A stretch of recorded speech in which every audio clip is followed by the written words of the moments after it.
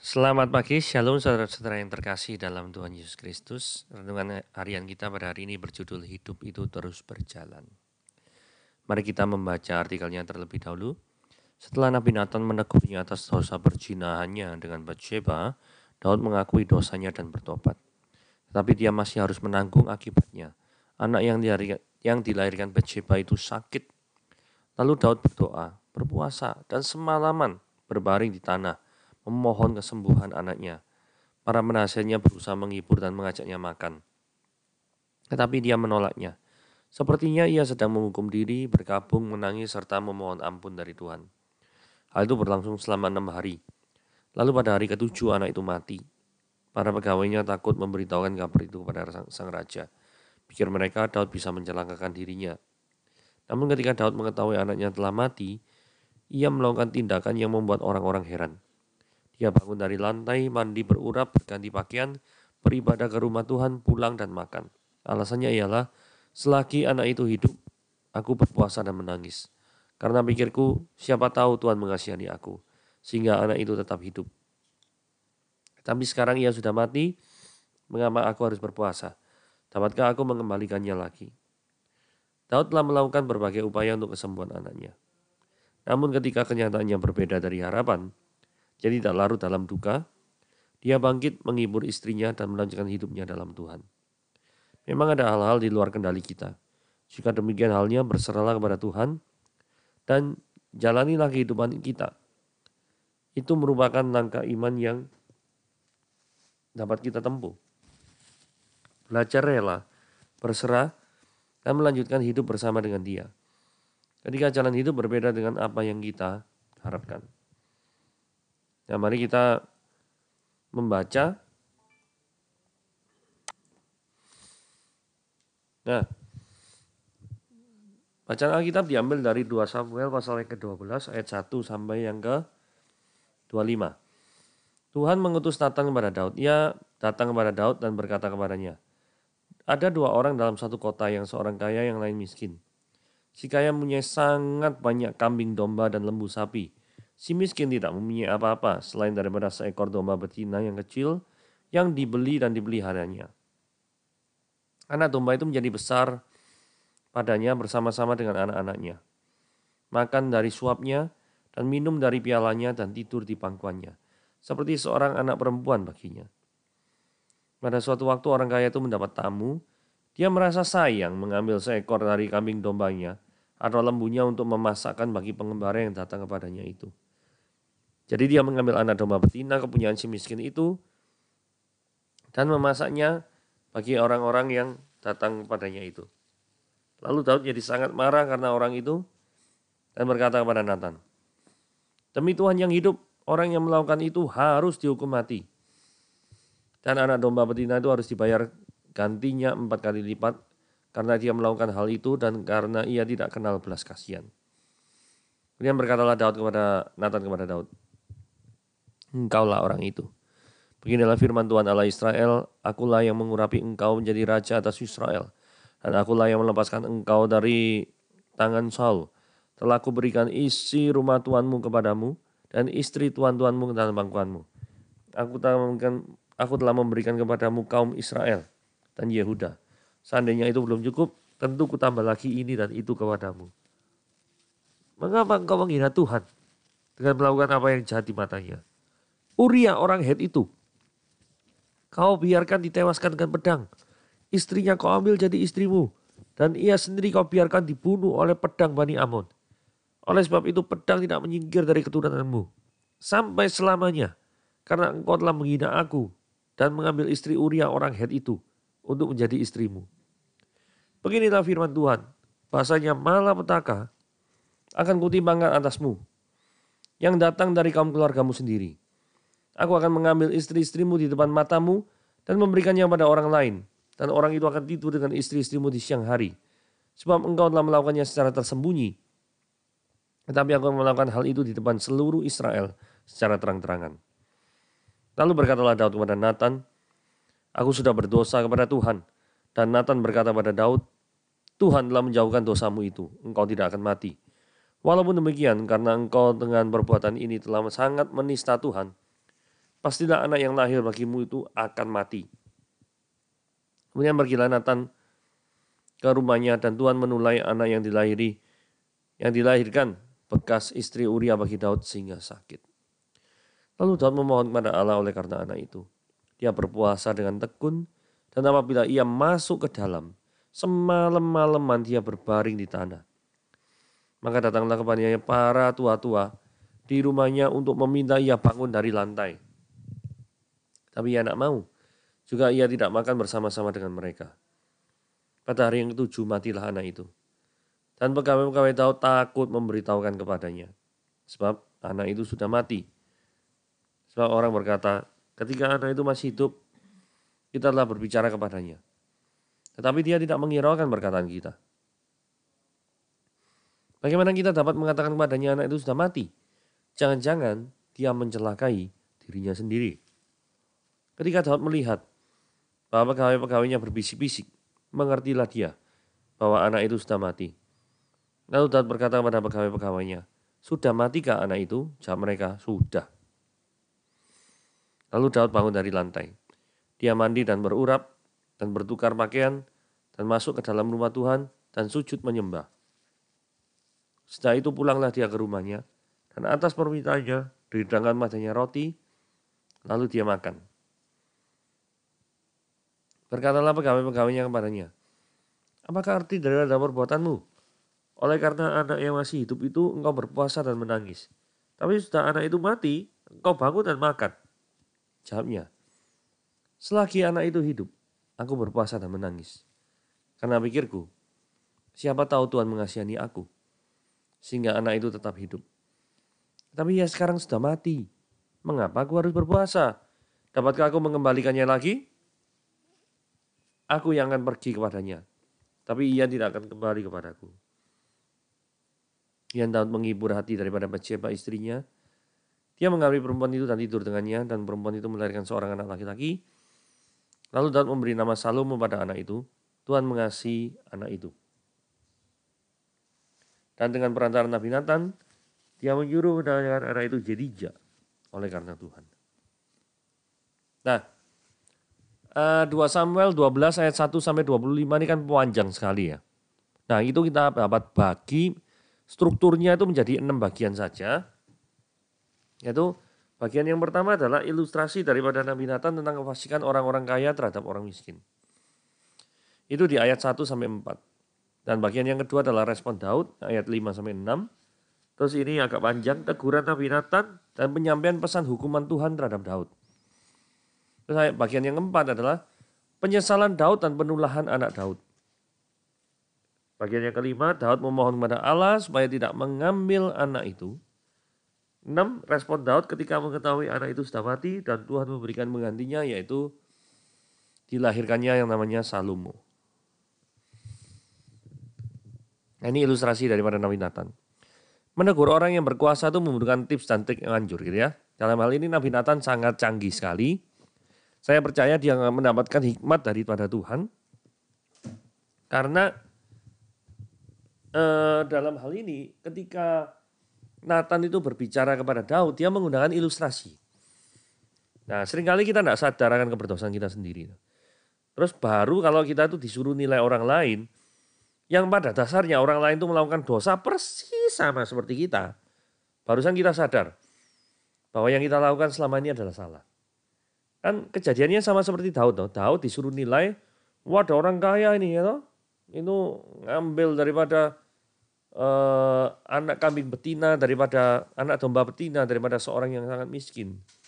Nah, kenapa ilustrasinya itu begini? Karena gini ya, Daud itu kan mengambil istri daripada Uria. Nah, padahal Tuhan ngomong kalau misalnya kurang ada wanita lain gitu loh. Kan itu di ayat yang keberapa nih? Mari kita lihat ya. Ini. Ayat yang ke-8. Telah kuberikan isi rumah Tuanmu kepadamu dan istri-istri Tuanmu kepada pangkuanmu. Aku telah memberikan kepadamu kaum Israel dan Yehuda. Seandainya itu belum cukup, tentu ku tambah lagi ini dan itu. Jadi Daud ini memang nggak gena itu ya dalam hal ini ya. Ngambil daripada istrinya orang, terus suaminya itu dibunuh, ditaruh di garis terdepan supaya mati. Nanti setelah suaminya mati, maka ya kan Batsyeba-nya jadi janda. Maka Daud itu berusaha menutupi dosanya dengan menikahi daripada Batsyeba. Itu rencana awalnya seperti itu. Tetapi kita sama tahu bukan itu yang terjadi karena Nabi Nathan disuruh oleh Tuhan untuk menegur daripada keberdosaan Daud. Nah, yang luar biasanya itu adalah gini ya. Daud itu seorang raja. Orang nomor 1 di Israel. Ditegur sama orang sih namanya Nathan. Menarik sekali. Daudnya tuh pada waktu itu sebelum ditegur engkaulah orang ini ya. Dia langsung marah terhadap cerita daripada orang kaya yang merebut daripada orang dombanya orang miskin itu. Nggak tahu ya apa yang ada di pikiran Daud itu. Ini kan cuma ilustrasi ya. Pikirnya sungguhan Mbak ya. Maka Daud itu sangat marah. Bahkan Daud langsung memerintahkan ya. Hukuman ganti rugi. Harus ganti 4 kali lipat.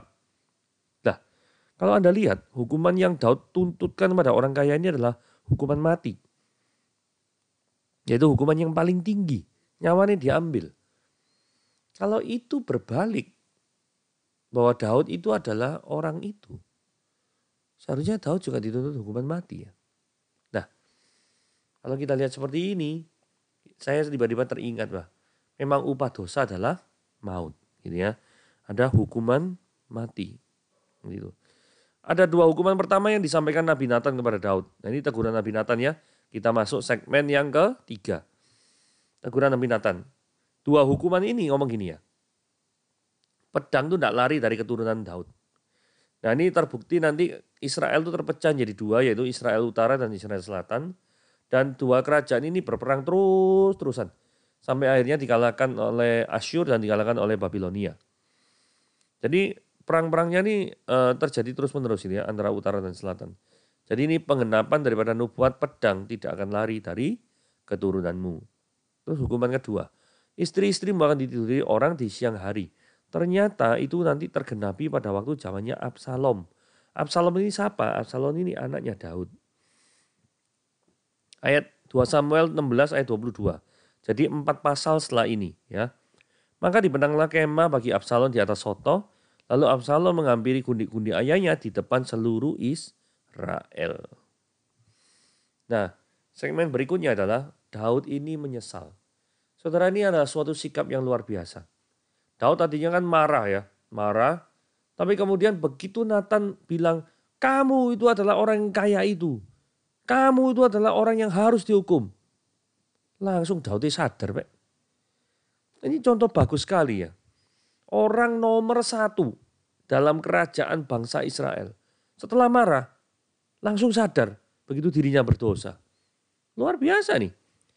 Ini beda sekali ya dengan Kain yang kita pelajari kemarin ya. Ditegur Tuhan malah minta jaminan keamanan. Ditegur Tuhan malah nawar-nawar. Kalau Daud ini beda. Daud ditegur Tuhan langsung menyesal. Bahkan Daud menulis 1 mazmur khusus tentang penyesalannya dia. Itu di Mazmur pasal yang nomor 51. Nah, konsekuensi daripada dosa Daud ini adalah Daudnya tidak dihukum mati. Cuma anak yang lahir daripada Batsyeba itu yang meninggal. Daud mohon supaya Tuhan tuh jangan ngambil anak ini. Pertamanya ditulai dulu sampai sakit gitu ya. Terus kemudian Daud ini puasa, enggak mau tidur di ranjang, tapi tidur guling-guling di tanah itu selama 6 hari. Bayangkan raja, orang nomor 1 Israel, tidur di tanah. Tetapi Tuhan tetap pada pendiriannya, anak itu tetap dipanggil oleh Tuhan. Ya, sebagai konsekuensi daripada hukuman kepada Daud. Nah, respon Daud tidak marah pada Tuhan yang mengambil anaknya sebagai hukuman. Ya, kalau misalkan ini Kain, mungkin Kain marah ya, karena Kain itu nggak tahu diuntung gitu ya orang satu itu ya. Nah, Daud ini bersikap gentleman ya. Jadi orang terasa salah, kalau orang salah ya nanggung hukuman dong. Reaksi Daud terhadap kesedihan dan kematian tidak berlebihan. Karena setelah itu Daud itu normal kembali. Tuhan memberikan pengganti dari anak pertama dengan Salomo. yang nantinya di bawah pemerintahan Raja Salomo, maka Israel akan mengalami kedamaian yang sejati. Ya, jadi dari sini kita lihat ya, Daud itu ketika menghadapi teguran daripada Tuhan, itu benar-benar berserah dan bersandar. Memang dia tuh tidak rela kalau anaknya mati. Itu reaksi manusiawi. Reaksi yang normal. Normal sekali. Model kayak gitu tuh normal. Tetapi satu hal penting itu ya. Daud orangnya jiwanya gentleman. Ketika Tuhan tuh tetap pada pendiriannya. Dan Daud itu harus menanggung akibat dosanya itu yaitu anaknya meninggal. Maka yang terjadi adalah Daud tetap merelakan. Buktinya Daud tidak guling-guling di tanah lagi. Tapi Daud itu normally yaitu makan, mandi, gitu, dan ya berjalan kehidupan seperti normal gitu ya. Nah, seberapa jauh kita menanggapi penyesalan hidup kita. Kadang-kadang kita menyesal karena dosa-dosa tertentu yang kita lakukan, tetapi kita menyesal terus hidupnya tapi tidak normal, gitu ya. Dan normalnya dalam pengertian tuh rasa bersalah terus menghantui. Nah itu ya tidak baik itu ya kalau rasa bersalah terus menghantui gitu ya. Nanti orang tidak berkembang. Tapi sebaliknya tidak punya rasa bersalah ya repot. Nanti kayak Kain itu. Tidak punya rasa bersalah. Renungan yang kemarin. Ya toh? Nah, jadi kita mesti lihat ya. Daud punya rasa bersalah. Ya. Kemudian setelah punya rasa bersalah dia akibatnya itu berpuasa siang dan malam selama 6 hari. Ketika kenyataan tidak sesuai dengan harapan Daud. Daud pun tidak menyalahkan Tuhan. Karena dia adalah seorang pria yang gentleman yang tahu bahwa pria yang gentleman harus mau menanggung daripada segala kesalahannya. Seperti itu. Itulah mungkin yang membuat Daud menjadi seorang raja yang besar. Dan sekarang bagaimana dengan saudara? Apakah saudara ketika melakukan suatu perbuatan yang berdosa, Anda siap untuk menanggung akibatnya? Dan Anda anehnya ketika seorang berdosa dan menanggung akibatnya, orang itu malah marah kepada Tuhan. Jadi seenaknya sendiri gitu ya. Nah hal ini tidak boleh terjadi. Jadi biar saudara tahu ketika Anda berdosa dan menanggung segala akibatnya. Itu seperti apa rasanya kalau melanggar daripada firman Tuhan. Jadi jangan sampai melanggar lagi. Jangan sampai berjalan di luar rel yang sudah Tuhan tetapkan. Yaitu rel kebenaran dan rel keadilan. Berjalanlah sesuai dengan jalan lurus itu. Jangan berbelok-belok. Jangan mencang-mencong kanan kiri muka belakang. Maka Tuhan akan meluruskan segala jalanmu. Inilah renungan kita di akhir tahun 2020. Jadi semoga di tahun 2020 yang tinggal 1 hari ini kita akan menatap daripada tahun 2021 besok hari. Semoga di tahun yang di hari terakhir ini kita bisa merefleksikan apakah selama ini kita itu mendukakan hati Tuhan terus-menerus. Sama seperti Daud mendukakan hati Tuhan melalui aksi-aksinya terhadap Uria dan terhadap Batsheba. Jikalau Anda selama ini mendukakan hati Tuhan sepanjang tahun 2020 ini, taruhlah komitmen di hadapan Tuhan. Mulai tahun 2021, berkomitmen pengen menjadi murid Kristus yang mau tunduk dan meneladani Kristus. Yang tidak mau mendukakan hati Roh Kudus lagi. Jadi berkomitmenlah untuk menjadi murid Kristus di tahun 2021. Tuhan Yesus memberkati.